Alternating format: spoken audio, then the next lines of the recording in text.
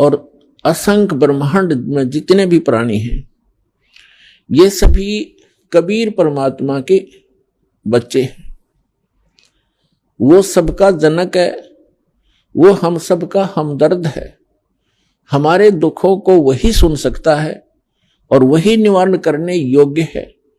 अन्य कोई सक्षम भी नहीं है। हम चाहे किसी के सामने अपनी एप्लीकेशन, अपनी अरदास लगाए बैठे रहें, जो काम मुख्यमंत्री स्तर का हो और हम अरदास लगाते हैं पटवारी के सामने, तो हमारे जैसा मूर्ख नहीं, तो सारी उम्र लगाए बैठे रहे वहां दरखास्त, वो कुछ नहीं कर पाएगा।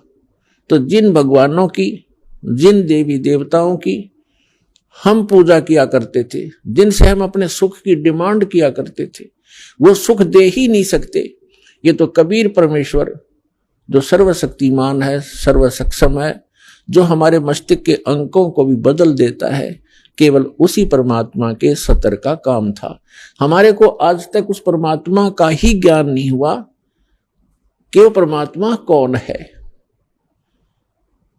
आत्मा जिस दिन से भगवान से बिछड़ी थी और इस काल के साथ यहां आगे थे, उसी दिन को इसको एहसास हो गया था कि मेरे से बहुत बड़ी गलती हुई है और मेरा बहुत बड़ा, एक बहुत ही जो सुख में सथल छूट गया है, जैसे मेरा कुछ खो गया है। इसने हमारे को इस त्रिगुणमयी माया के द्वारा सबको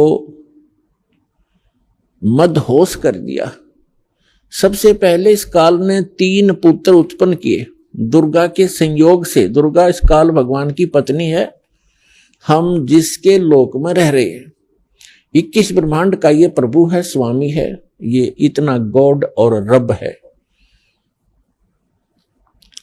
तो इसने हमारे को यहां फंसाए रखने के लिए सबसे पहले यह भांग तैयार करी, रजगुण युक्त किया अपने बड़े पुत्र ब्रह्मा जी को और सतगुण युक्त किया अपने मंझले पुत्र, बिचले पुत्र विष्णु जी को, और सबसे तीसरे नंबर के अपने पुत्र शंकर को, शंकर जी को इसने तमोगुण युक्त कर दिया।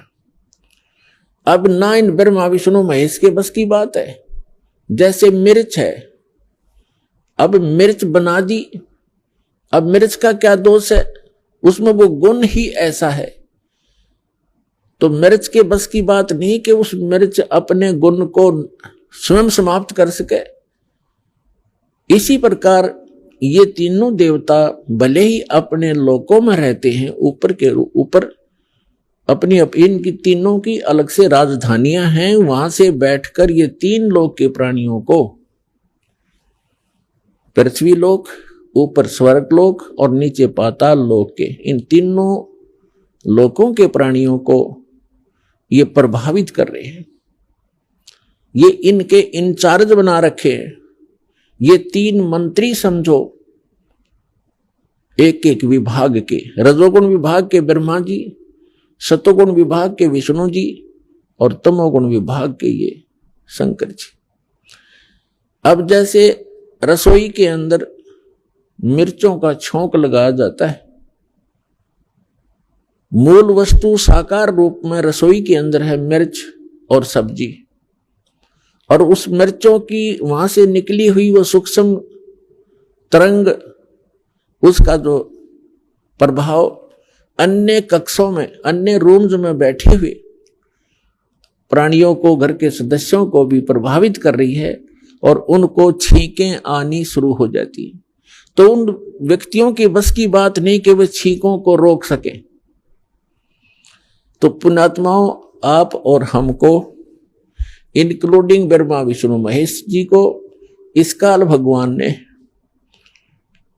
हमारे को विवश करके यहां रखा हुआ है। ब्रह्मा विष्णु महेश जी के शरीरों से वो किरण निकलती हैं, वो तरंगे निकलती हैं, और हम 3 लोक के प्राणियों को वो छींकें आ रही हैं। कौन कौन सी छींकें हैं? काम, क्रोध, मोह, लोभ, अहंकार की। और इनको रोकना आपके बस की बात नहीं है। इसका विकल्प बताया परमात्मा ने, एक अल्टरनेट बताया है कि सतगुरु की खोज करो, और सतगुरु कौन होगा, सतगुरु की पहचान क्या होगी, ये हमारे सभी सदग्रंथ भी बताते हैं।